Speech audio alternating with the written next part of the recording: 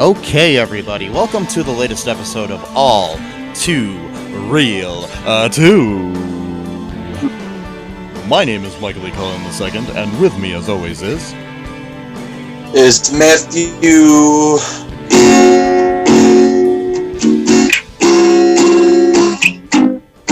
On a jet ski with Loki and Mobius. Us. That's a very musical name. Yeah, it is. It's soothing. And makes me feel like going on a jet ski. Well, that's the whole point. So you're supposed to feel, jet ski kind of rocks, it's comfort, but it kind of rocks at the same time, so it's got like a...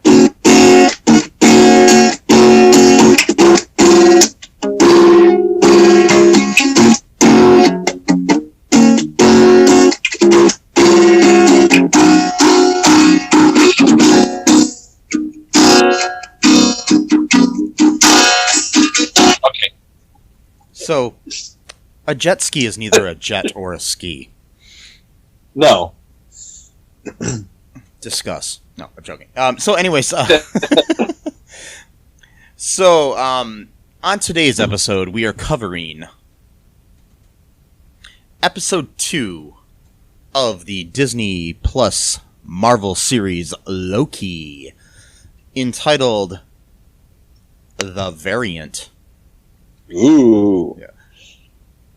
Directed by Kate Herron. I still can't pronounce her name, and I just heard it the other day, and I totally knew I was going to fuck it up.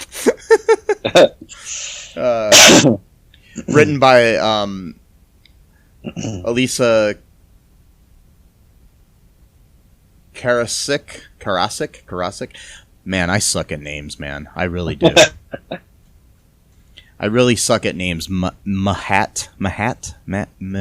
There's no H in my name. What? Yeah. Matthew.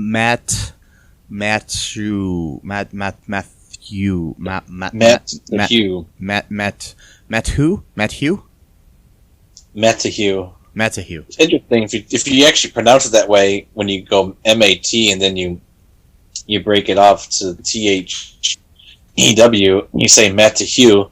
Instead of Matthew with a TH, Matthew, it actually sounds closer to its not Arabic, Hebrew, because technically Matthew is a Hebrew name, which is Mateyahu.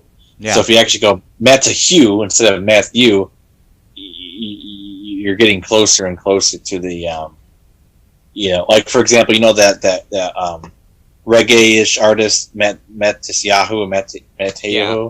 Yeah. That's pretty much how my name would be spelled if it was Hebrew into English, using the English or Latin alphabet or whatever. Yeah. So technically that could be my name. I mean, it's not, but it could be my name.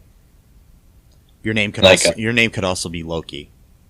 It could be. I mean, last week I said it was Loki, so. Mm-hmm. Yeah.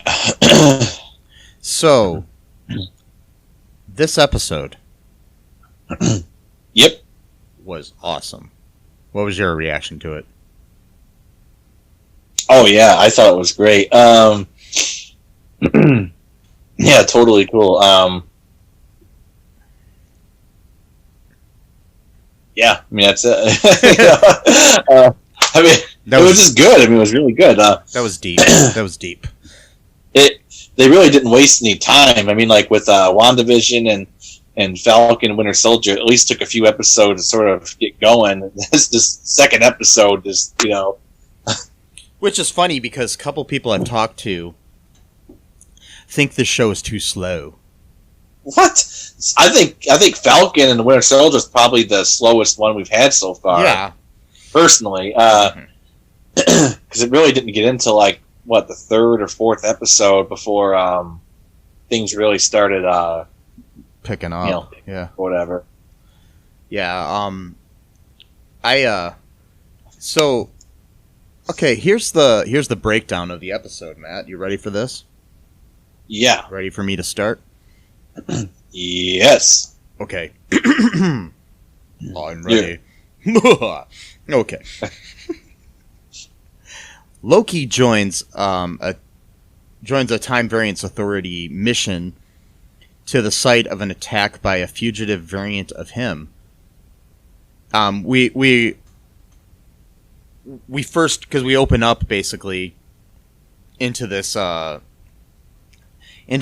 scene where we think it's like maybe the Middle Ages or something.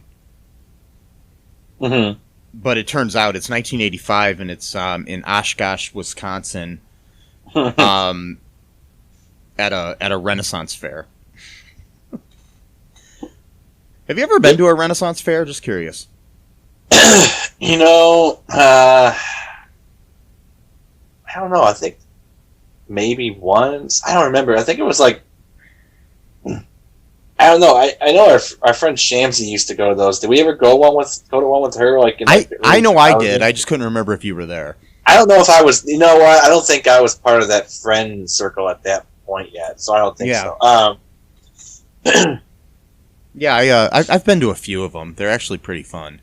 Yeah, I mean they look pretty fun. Yeah, hopefully they have some more coming up. Now that the COVID thing is kind of winding down. They're fun to go to. You can get a big turkey leg and eat it and stuff. Yeah, sounds good. Yeah. Like I said before, I'm in like super hungry today for some reason. Like as soon as we get done, I'm literally thinking I'm gonna go to Rally's to get a burger. Like I'm like starving. I'm probably gonna make myself some ravioli and some breadsticks. Ooh. And sounds good to me. So yeah. Thought about getting pizza, but this sounds better and it's cheaper and it's in my apartment. Anyways, so they're at this Renaissance festival, or fair, or whatever you want to call it, and they in Oshkosh, Wisconsin, which I don't know what the significance of any of this is, but there's got to be a reason for it, And I do think that I'm seeing a little interesting thing here where they trick us at first to make us think that we're back into the Renaissance, and then it's all just a play, basically. Yeah, exactly. So I think that could be some metaphors for things that are coming in the future of the show. Uh-huh. So that's just some theories I got going on here in my little noggin. And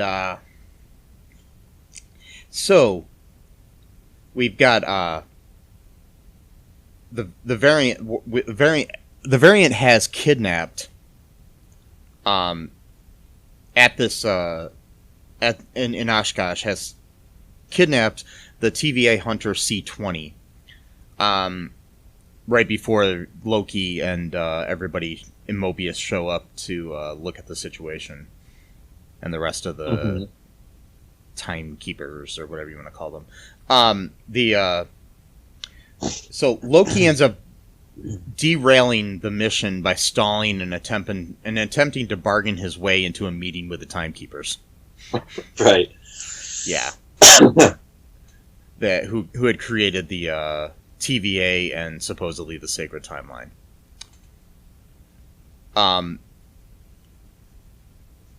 Basically, Judge Ravana Renslayer, who we met in the first episode, who sentenced him and then was talked out of it by Mobius, objects to his involvement, but Mobius convinces her to give Loki another chance. Yeah, they seem like old friends. So yeah, there's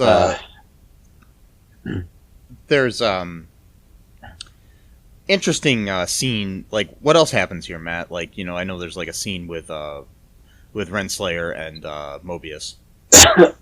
Well, you know, like I said, they seem like they're old friends. Like they used to work together, but she got promoted, and he's kind of stayed, you know, where he, you know, was or whatever. And I don't know. They kind of had this banter together, like they maybe liked each other, had a thing for each other, perhaps, or just friendly with each other. But he's meeting in her office, and he's talking about how, like, you know, she's got all these souvenirs from different time periods, but he doesn't get to keep anything from, you know, his missions or whatever. And like he like she gives him like an alcoholic drink. Well, that's what it seems like, you know. Yeah. He puts it down on the table without a coaster, and she like reminds him like, "Hey, use a coaster." And he's like, "Well, it's, you know, there's a whole bunch of other rings here." And she's like, "Yeah, they're all from you." Like, you know. Yeah. So it's like, interesting. Like either he doesn't remember, or maybe he's just. See, I heard some theories from that, but like, I don't know if I got that. I think I got that he's just kind of like a sort of like loose cannon of the, like, he's like the wild card of the time. You know what I mean? Like that's what I got from him. Like he's the rebel of the organization type of thing. You know, like so clumsy and disorganized. That kind of, you know. Yeah, kind of. Which is maybe why he. Yeah. Kind of like Mel Gibson's character in Lethal Weapon, kind of like the loose cannon cop guy, you know what I mean, in a way. Exactly, yeah. And maybe that's why he takes an interest in Loki's, because maybe secretly he kind of likes that whole chaotic energy, you know.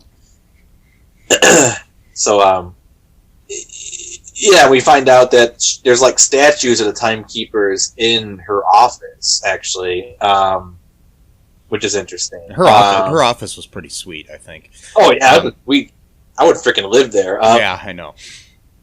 I mean, that's her office. That's not even her home, you know. I love the whole aesthetic of the TVA in general. I mean, the whole like kind of 1970s, late 60s kind of vibe to it. It's kind of cool. I always liked the way things looked back then, anyways. So at least the way they look in, you know, movies. Yeah, exactly. Like the whole how everything's analog. That's very interesting. Yeah, she's listening to music. She's listening to some music on a reel-to-reel as well, so that's kind of interesting too. Yeah, it is very interesting. And plus, too, when they played Loki, his whole life story, that was on a reel. Yeah.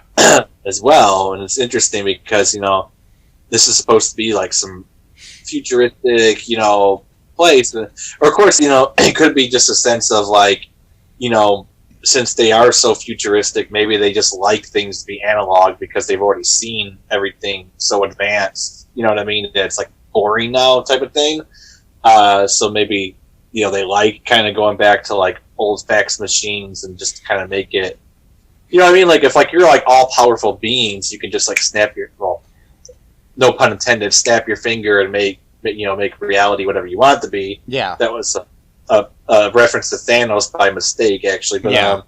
I mean, it's kind of like how hipsters love to listen to, like, you know, records as opposed to. Exactly. Yeah. And I like record because you get to watch it spin. You get I think there is a thing where once you get to like a peak of like, oh, this technology can do this, do that, it's so awesome. It's like after a certain point, it's like, well, what do we do now? You know, type of thing. You know, and so then you start backtracking. It seems like, and that's kind of why trends tend to go backwards as well. Like usually 25, 30 years, things in the past start becoming popular again. You know, yeah. So I kind of have that. That's a weird sort of philosophical tangent right there. I mean, it's kind of like how like I've been seeing a lot of like neon colors and stuff like that, and people looking like they're in an episode of Saved by the Bell or something lately. So it's like, exactly. It's just... Or like the jeans with the holes automatically cutting them. Those are popular in the early 90s when I was a kid. So, you know, yeah.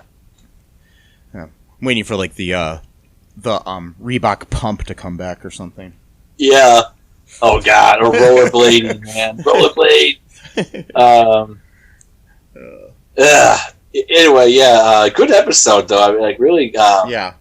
So lots of stuff in this episode. So basically, in the office too, Mobius is kind of upset because there's like other like little souvenirs in there that he didn't give her. So he's kind of almost like got a jealousy feeling to him Mm-hmm. about the fact that she might be sweet on another agent here or something. Yeah. People keep talking about the fact that one of the things that they kind of linger on is there's a pen that says Franklin Roosevelt High School on it. Yeah.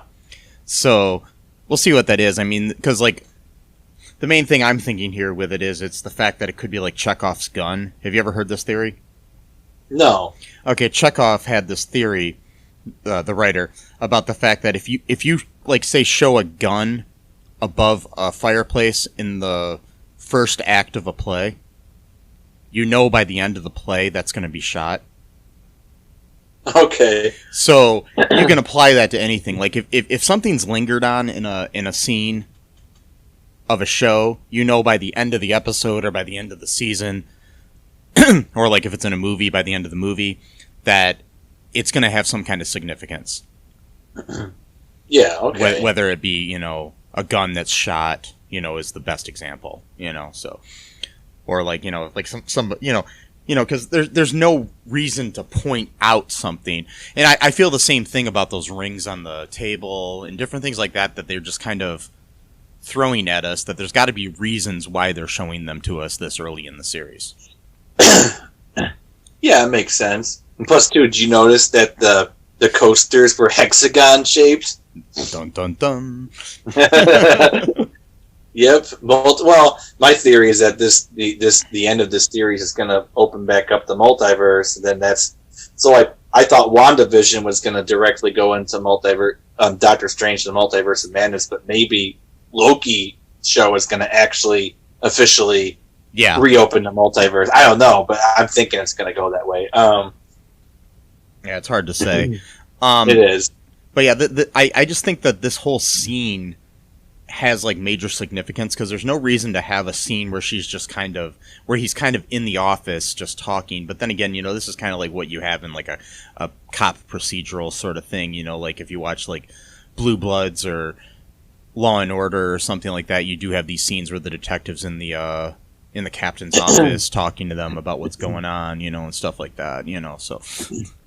True, yeah. But the way he talks to her is very, very familiar tone. He doesn't even call her Judge or Madam. He calls her by her first name, so that's something that you normally don't do unless you kind of have a sort of familiar relationship with, each other. Yeah. You know what I mean? Like my teacher, for example, in school, I always called them Mr. or Mrs. whatever. I didn't call them by their names. You know what I mean? But it could be, too, a thing, like, if you're working with somebody for a long time, eventually, I don't call my boss, like, manager so-and-so. I call them by their first name at work, sort of thing. Right. So, yeah. Yeah, that's true. Yeah, so, so basically, what ends up happening after this,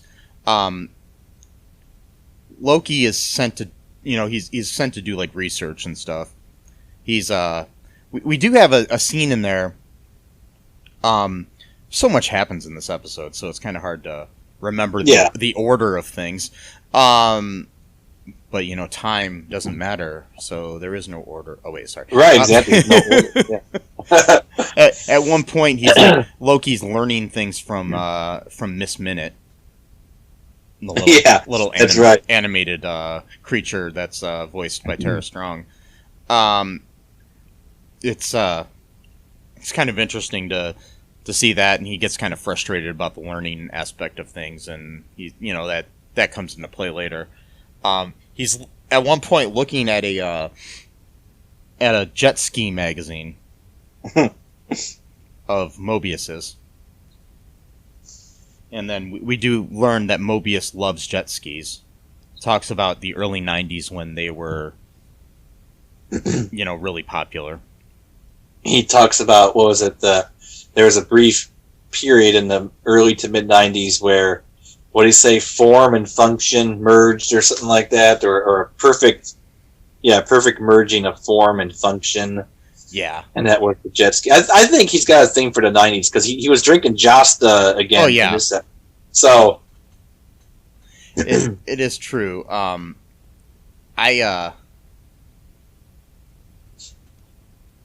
So jet skis, I mean, they were pretty popular, I guess, in that time period, but they were actually created in 1972. oh wow. At least the Kawasaki jet ski was. So yeah, but I mean, they did kind of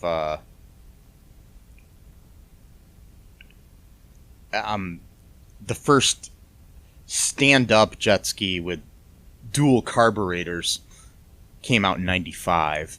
So I don't know. And then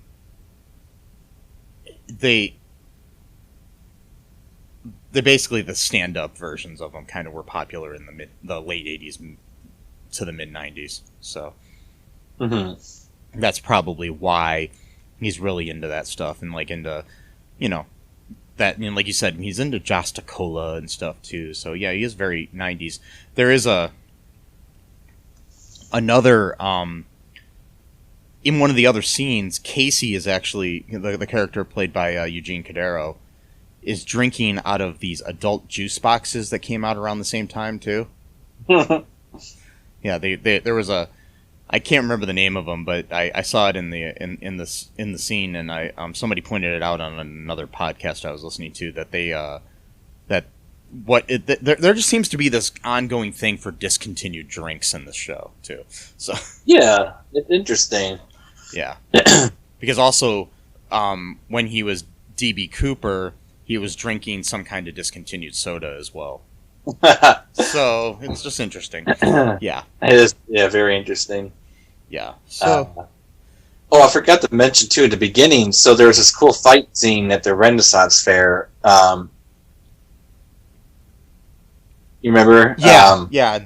To the song "Holding Out for a Hero." That was pretty awesome. Like they got led into a trap inside like the arena. Mm-hmm.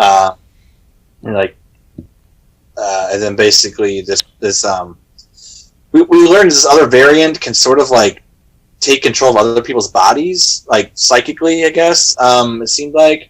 Yeah. Because at one point, one of them just like takes off her helmet and starts fighting, but then at one point you see the other variant Loki from the other side fighting as well. So it's like, can this Loki like simultaneously control other people's bodies and then also use their own body at the same time? It's kind of interesting. I mean, it's kind of like almost like a development of what happened like in the first Avengers movie, where Loki was able to like take over Hawkeye and other people. He didn't take. He didn't really take them over. Where he just basically made them become followers in a way. But this is kind of like even more so, where they're not just followers; that they're basically puppets. You know, they're puppets, but she. Oh, sorry, they kind of ruined it there. Oh, it's fine. But the variant is controlling. Yeah. Yeah, she can also control her own body at the same time, which is interesting because he keeps saying he's the superior Loki. I'm like, well, I don't know. I think this one's a superior Loki if she can control her own body and at the same time control someone else's body to do her bidding while at the same time. That's kind of an advanced power right there. Mm-hmm. I kind of gave it away by calling her she, but that's fine. I mean, I'm assuming everybody's watched the show if they're listening, because I don't understand why you would be listening if you haven't. Well, some people do, but then again, it's their risk, to take. So yeah. But plus two, we don't even know if this is even really if this is really even another variant of Loki. Yeah, we don't know who this is. So, anyways, Loki, our Loki, that is, he ends up doing some research, and he's researching some TVA files. He finds out that like the only files he's allowed to see are his own. Right, that was a funny scene. Yeah. But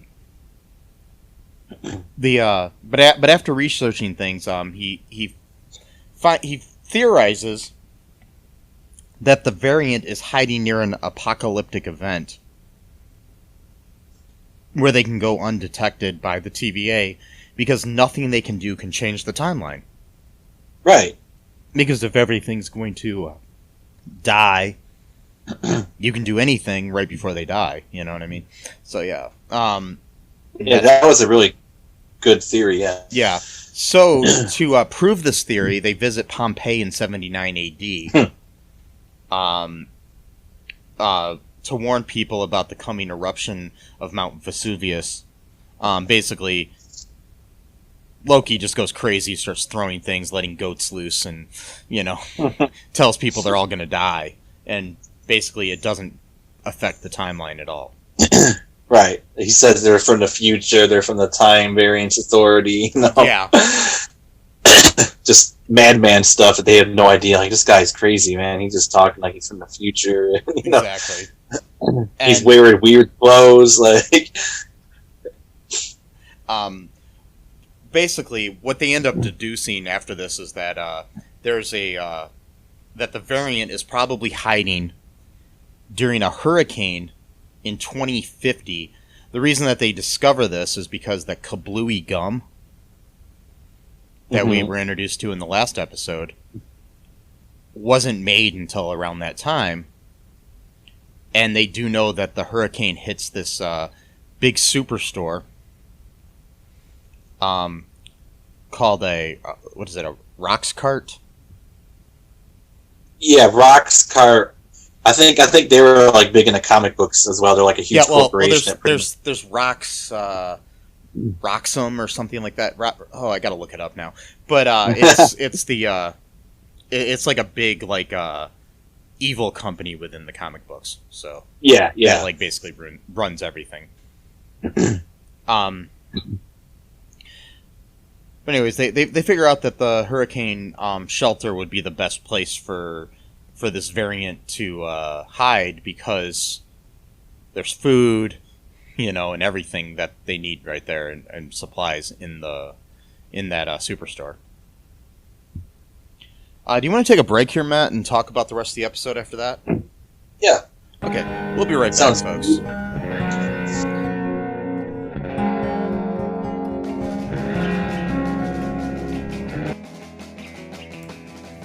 What is Gen X? What is the silent generation? What do generations have in common? Hi, I'm Trish the Dish from the Gen X Voice podcast, and I invite you to listen to conversations I have with folks from different generations, backgrounds, beliefs, and experiences in an attempt to see what connects rather than divides us. Even though Gen X has been called slackers, Karens, or not mentioned at all in some cases, we are the bridge generation, so I feel compelled to do my part to destroy ageism by bringing all these voices together. And, as a bonus, each guest gets to answer some 80s questions at the end of each show. So download and listen to Gen X Voice today on Apple, Spotify, Amazon, or wherever you listen to podcasts. And let's see how much we have in common after all. Hi, this is Catherine, host of a new fashion podcast, The Real Fashion School Dropout. Join me as I interview guests every week in the fashion and beauty space, and we gossip on all things fashion and beauty, and even get into some personal stories of their journey in the industry. You can find us on Apple, Spotify, pretty much wherever you get your podcast. Hope to see you there.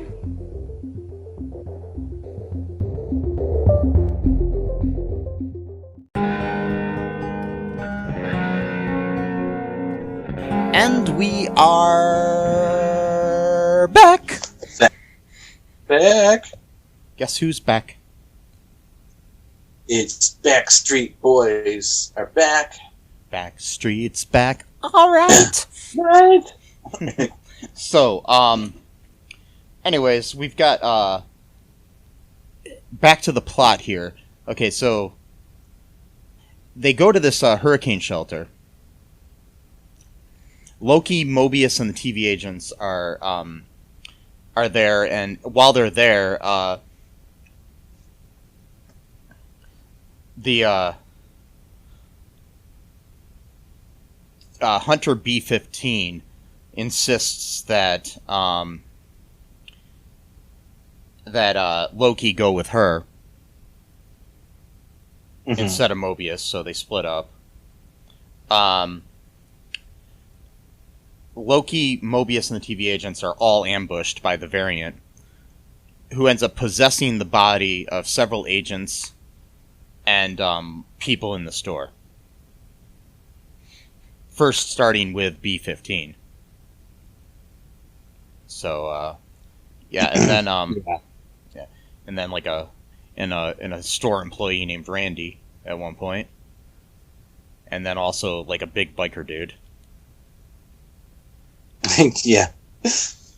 At the end, the variant reveals herself as a female incarnation of Loki. At least that's what we're led to believe so far. So. Yeah, because on his file it said his sex was fluid, Yeah. so that's kind of we don't know yet. Be a sort of, it could be a misdirect as well.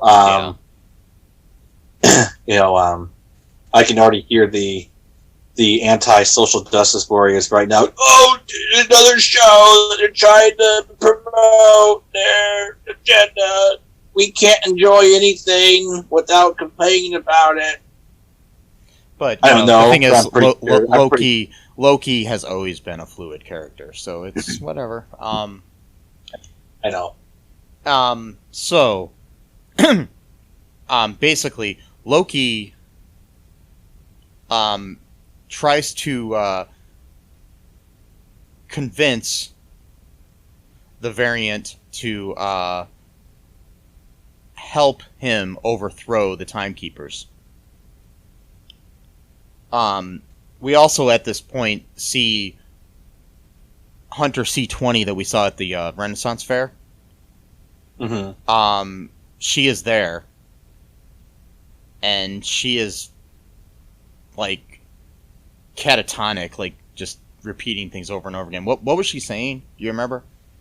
She was really freaking out. She was like saying it's all real, it's all real, it's all real.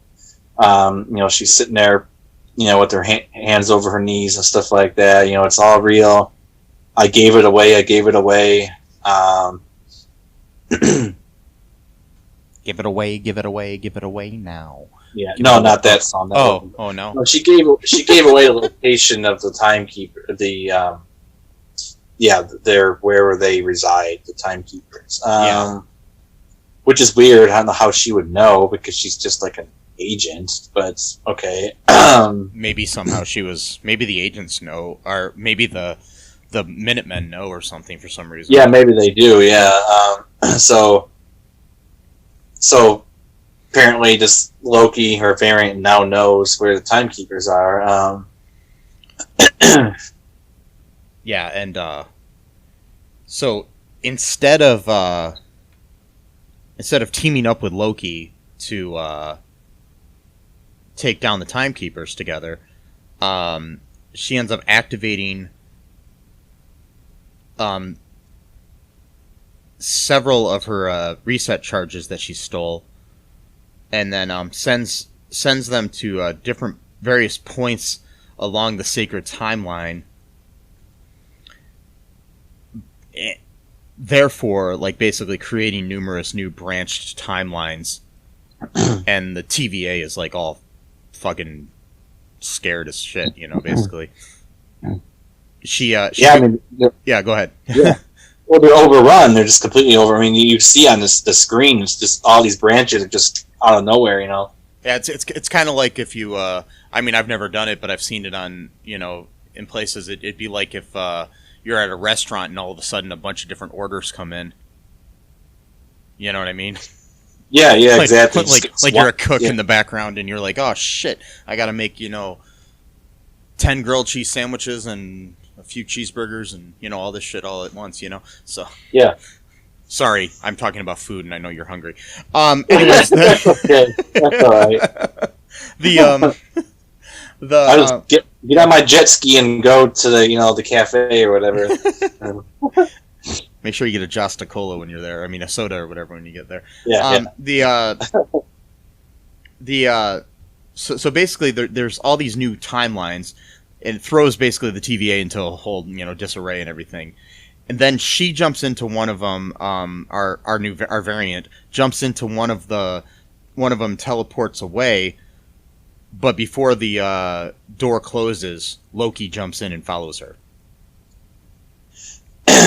Yeah, and then but it also looks like he's the one that did it. So now Mobius and everyone else thinks that he's the one that's, did all this. So yeah. He's basically going to become like a fugitive now until he can like explain himself that he wasn't the one that actually caused it. But they're not going to believe him because he's Loki. So I didn't kill my wife. I don't care. Oh wait, sorry. Exactly. Rumble, whatever his name is. I think Mobius will believe him eventually, but I don't think at first. I think they think that he is the one that. I mean, I don't know how they would think he caused all of it because it would be weird. How could he be in two places at once? But still, the fact that they didn't see the other variant, they just see him. So, Yeah. We'll see what happens. I did see a little teaser of the third episode. And they're in some weird realm, like purple realm or something like that. Huh. Talking to each other, just for a split second, like they were in some weird in between realm that looked all purpley and stuff. I don't know. Yeah. Did you want to take a... I mean, I know we just took a break, but do you want to take a quick break here, Matt? Because we just got through the episode, and then we can come back and we can talk about some trivia and some reviews and some other stuff here. Some triv? Yeah, some trivs? Trivs and views and stuff. The stuff is my favorite. Okay. The white stuff. Yeah. Anyways, we'll be right back.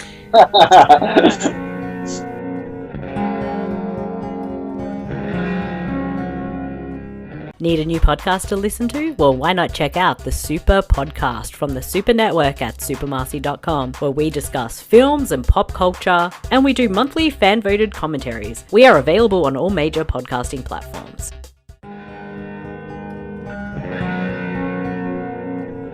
And we are back. Okay, so one of the things that I wanted to cover here, I asked online because I've been seeing a lot of these discontinued items inside the show. I asked in our group what if there was any discontinued products out there that people miss. And Josette Kincaid said McDonald's chicken nuggets with dark meat. Huh. Dave Haas, who I think is related to you. Yeah. Happy Father's Day to your dad. There we go. Yeah. Yeah. He said Shed's horseradish sauce. Huh. Which I've never heard of. I don't think I've heard of it either. Scott Yoder said Pepsi Blue. I'm not familiar with that one. Yeah, it was like a blue flavored. It was like blueberry flavored cola or something, but it was blue. It was completely blue. Huh. Yeah, I don't know, or something. I'm not sure. Melinda Ozenbaugh Robertson, who is my mother, by the way. Anyways, said said Jello 123. Okay. Which I remember her getting a lot when we were kids, actually. So it was like this thing that would have three layers of Jello thing that you can make. Like it would three different. It wasn't. It was like Jello, and then one of them was kind of a different.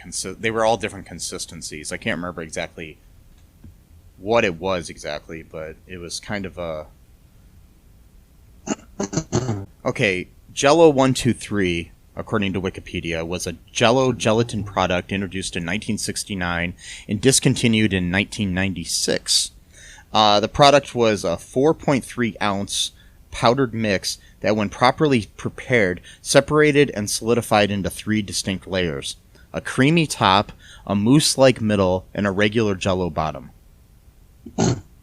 Awesome. Yeah, I do remember that. Yes. That's really cool. You know what I miss is, well, I don't know if it would be considered a discontinued product because it was only meant to be a short time thing anyway, but it was during the Teenage Mutant Ninja Turtle craze where they had those you know those little pie things they used to have, like cherry and they had apple, like little, you know what I'm talking about? Like you get them at gas stations and stuff. Yeah. I think our Hostess is the brand. Yeah. Well, they did one called the Ooze, which was like a pistachio type green colored thing. That was a huge deal when that came out. It's like, oh, gotta get the Ooze, man. Gotta eat the Ooze. Like, why would anyone want to eat Ooze? But whatever, okay. And because like we saw the movie, we saw that the Ooze was something gross and led to some monstrosity of creation of beastly people. Sure, let's eat it. So I missed that. I also miss oh shoot, what was it? There was like this really cool it was like McDonald's had something. It was like a, don't remember. It was something. And do you remember McDonald's pizza? Yes, I did not like it, that one. I did not miss that one, but I was just trying to remember different things there. What I miss is Burger King's original chicken tenders. Is what I miss. Like they just like were. Oh yeah, they were so much better. Yeah. So because that's what I miss. I used to love when we were in college at Burger King. They would have they had, it was a local thing, I think. It was a chicken tender sandwich for like $1. Yeah, I remember that. Yeah, I loved those. Yeah. Yeah, I think that was a local thing. Yeah, but yeah, because I know like the new chicken tenders, because for a while they actually went to like a McDonald's style chicken nuggets, like they were trying to compete against McDonald's, and then people are like, no, you actually had chicken tenders, which were, that's why people like they come to Burger King because they want something like different, like they don't want McDonald's 2.0, like they want Burger King. So like then they went back to quote the original chicken tender recipe, but it's not quite the same as it used to be, because for one thing they're shaped differently, which texture wise that kind of changes things a little bit, but it also does not taste exactly like it used to. At least maybe my taste buds have changed over time, but it doesn't seem like it so my thing that I miss the most, okay, Keebler used to make these cookies called Magic Middles. Okay. What they were like a shortbread cookie, and in the middle there was like this creamy either chocolate or peanut butter fudge in the middle. Oh, okay. And they were amazing, the chocolate ones. I never had the peanut butter ones. But they were so good, and they discontinued them for some reason. Oh, were they shaped like the actual Keebler person? No, they still have those, because I actually just bought those yesterday. They were okay. Those see what these are? They're like the cookie, and it was like inside the middle, like hidden inside there was the chocolate. Oh, okay, I got you. Like it looked like a normal shortbread cookie, but inside there was like fudge. Gotcha. So it wasn't like sandwich like the new. Okay, no, gotcha. No, I mean I still get that, because I just actually bought the double stuffed Keebler cookies the other day with the. Okay, with the, cool. Yeah, there's a lot of stuff like that, like Surge soda. I liked that a lot when I was around. Yeah, they brought that back though. So. Oh, they did. Okay. Just lots of like certain brands of chips. Can't remember now, but I know I was pissed off at the time because I was like, I really like these things. I know for a while they had this thing called ketchup fries that Burger King made. Yeah. I don't know why everything's coming back to Burger King, probably because I'm hungry. But yes, they actually sold these at the store called ketchup fries. They were basically just like chips, but they were shaped like fries, and they kind of had like a ketchup-based flavor. Yeah, ketchup really chips are really popular in Canada. Canada, yeah. They do sell them in certain brands here, but in Canada they're like it's kind of like how we have like barbecue and sour cream and onion. They always have ketchup chips up there. Yeah. Anyways, do you want to talk about some trivia for this episode here, Matt? Yeah, otherwise I could just keep talking about food. Discontinued food products. Okay, so all right, here's some trivia here. Roxcart is a reference to the infamous Roxxon Corporation. Roxxon, a corporate front for Hydra, has appeared in various forms in Agent Carter, Daredevil, Iron Man, and even the prequel one short, A Funny Thing Happened on the Way to Thor's Hammer. Huh? There was a reference to David Fincher's Seven in a needle drop when Loki tries to access more materials from the TVA library. The clerk asks for he asks for help from is listening to Orchestral Suite Number 3 in D major by Johann Sebastian Bach. This is the same music playing when Detective Mills and Detective Somerset are in the process of researching the killer they're pursuing in the movie Seven. So, in Loki's file regarding the destruction of Asgard, the Revengers are noted. The Revengers is the name Thor gives his group that includes himself, Banner, Loki, Valkyrie, and Valkyrie in Thor Ragnarok. The Revengers. In the cafeteria, Loki steals a drink from Casey to illustrate a point. Casey's drink was a Boku juice box. Boku was marketed in the U.S. as juice boxes for adults from 1990 to 2003. So, yes. And look up Boku ads. I remember they were done by Richard Lewis, the comedian. Okay. Yes. So look up those ads. The song Holding Out for a Hero by Bonnie Tyler plays during the opening fight at 1985 Renaissance Fair. The song debuted a year earlier in the film Footloose, 1984, known to be the favorite of Peter Quill from Guardians of the Galaxy. In the week between the broadcast of the first and second installment of Loki, trailers were released for Masters of the Universe Revelation and for Square Enix's Marvel's Guardians of the Galaxy, both of which also featured the song. That's interesting. Yeah. At the 1811 mark, there is an obvious 372 behind Loki at the TVA library. This is a reference to Thor number 372 comic featuring an early appearance of the TVA.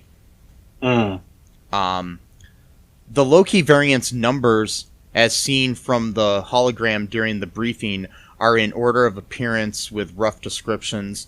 MCU Loki L6792 is his number.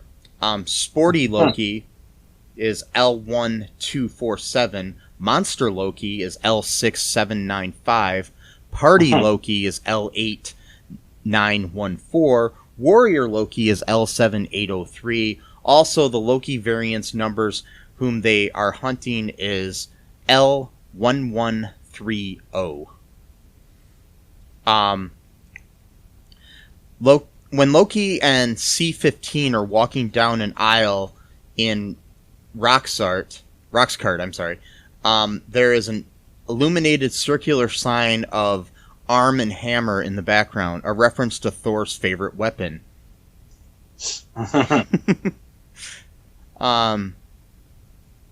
At the end of the episode, you can see several locations from the past of the MCU on the screen, including Vormir, Xandar, and Ego, among others. While it is speculated that Sophia Di Martino's character is Lady Loki, there are multiple hints throughout the episode that Di Martino's character is not Lady Loki. In most versions of the credits, Di Martino's character is credited as the Variant, while the Castilian credits refer to Di Martino's character as Sylvie. Sylvie is the name of the Marvel character Enchantress. When Loki calls the Variant Loki, the Variant states, "Ugh, don't call me that." Also, when the Variant and Loki are fighting, Loki states, "I would never treat me like this." These two lines hint that Di Martino's character is not Lady Loki, but rather a different character. The variant in this episode is based on Lady Loki, a female version of Loki from the Marvel Comics, and Sylvie Lushton, a version of Enchantress who was given magical powers by Loki. Yeah, in the comics, the character of Sylvie is living in the new Asgard on Earth, and is a human that is given, like a human mortal that is given powers by Loki as a whim that he has, like just as a goof, basically. Okay. Yeah. But basically, they could be working together then. Yeah. Like maybe she's like the foot soldier type of thing, you know. Yeah. We'll find out what's going on with this. Yeah. When the interior of the TVA when Loki and Mobius are in the elevator looks to be the interior of the Marriott Marquis in downtown Atlanta, where the episode was filmed. CGI added for the Timekeeper's statues. One of the files that Loki reads at the TVA confirms the destruction of Asgard was a Class 7 apocalypse, and 9,719 Asgardians died when Surtur attacked. So, okay, so here are a couple of like Easter eggs from the episode. You interested in this, Matt? Yeah. Okay, Oshkosh, Wisconsin. The episode begins at a Renaissance fair set in Oshkosh, Wisconsin. Marvel Comics editor Mark Grunwald hails from this town in Wisconsin. However, also, the character of Mobius is drawn in the comics to resemble Grunwald. So, that's interesting, too.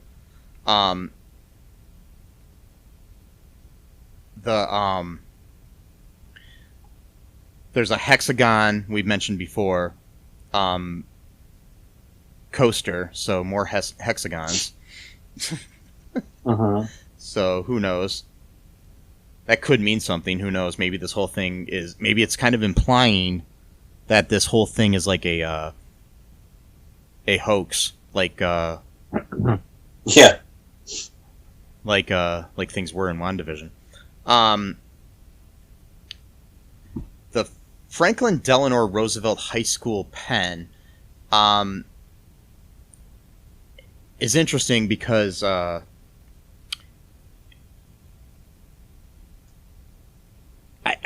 don't know what the deal with it is. Like I said before, I think this is going to come up.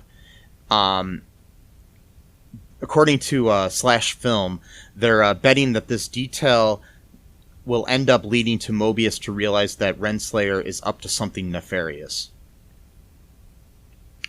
So somehow this pen is going to come into play like Chekhov's gun, like I said, you know what I mean? So yeah, I think that there's going to be something later on that'll definitely play off before we end. During an earlier scene during the scene in Renslayer's office, Mobius comments on a snow globe sitting on her shelf, calling it a trophy from a previous case. It's from a case that he didn't work on, and it's a San Diego snow globe. There's nothing about snow globes in San Diego in the Marvel Comics, but this may be a nod to Comic-Con. Comic-Con takes place in San Diego every year. Oh, okay. So that's an interesting little thing. That's all I got really here for trivia and Easter eggs here. Anything you any speculation you have here, Matt, or anything about upcoming episodes, about any like theories or conspiracies or anything you got? Yeah, I think I don't know. I think Loki was just kind of lying when he said he was on to overthrow the timekeepers. I think he was just saying that to try to stall the other variant, you know? Yeah. Because I think that, like, Loki's going to actually, like, have, like, a... Well, he already seems like he kind of looks up to Mobius as sort of like a uncle-like figure, like, you know, or maybe he's just pretending, I don't know. But, so, I don't know, like, I just think, their relationship is going to get a lot closer, as they start to sort of understand each other's motives a little bit more. I'm not sure what's going to go on with this other variant. I don't know if Loki's going to try, you know, understand her motives and sympathize with her. I don't really know. But I do think that at the end of this season, that it's going to reopen the multiverse, and you know, we might find out that maybe the timekeepers aren't these great benevolent dictators as they claim to be either. Maybe, perhaps, when they mention, you know, that there was a battle for supremacy, well, perhaps this timeline was also in that battle and just happened to win. You know, I mean, my thing is like, I think the whole thing could be an illusion as well. There could be that the TVA is actually the bad guys, which is something that Marvel tends to go to time and time again, unfortunately. Where you got the whole like, oh, you know, Shield is Hydra sort of thing. You know what I mean? I think maybe the TVA is actually being run by Kang the Conqueror, who is in the comics has a romantic relationship with Renslayer.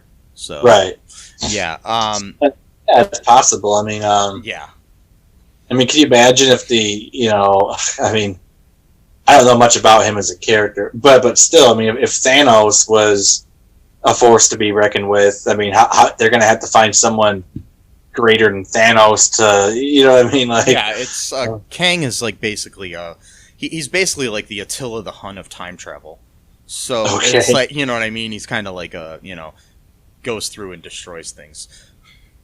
Right. Okay. You know, destroys and pillages and everything, whatever he wants. You know. So there's like that whole thing. Or the Genghis Khan, or the whatever. Yeah. So one of those history's worst people. You know.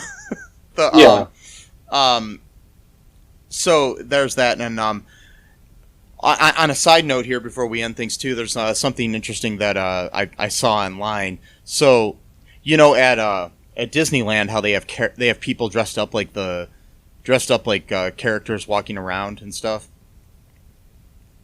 Yeah. Yeah. So they have the Avengers campus that just opened up recently, and they have people dressed up like Scarlet. Dressed up like Scarlett Johansson's Black Widow, people dressed up like Thor, people dressed up like Iron Man and Spider-Man and Ant-Man and the Wasp, and different people walking around there. And they also have somebody dressed up like Loki normally. Normally he's wearing like his big, regal outfit that he wears. But now, starting after the first week of the show, they had him in a jumpsuit with a collar around his neck, dressed up just like he was in the first episode of Loki, with a couple of Minutemen walking around basically as guards. Second week, they've got him in that windbreaker that says Variant on the back. Yeah, that he's wearing in the current episode, with his tie on and everything, walking around like that now. So we'll see what happens next week, and if at Disneyland he's dressed up like whatever he looks like in the third episode. Right. So they're kind of just keeping up with the episodes now that people can actually go to Disneyland. They probably would have done the same thing with Falcon and Winter Soldier and WandaVision if Disneyland was actually open but it was during the pandemic, so they weren't open. So yeah, exactly. Yeah. But I think that's kind of cool that they're doing that because it's like, because at the park, Thor still looks like he did in the fucking Avengers. You know, it's like he does, you know, That's great. like from, 10 years ago or whatever. So it's not like, Yeah. yeah, not like they've updated his look yet, but, they're updating Loki's look each week, which is kind of cool. Yeah.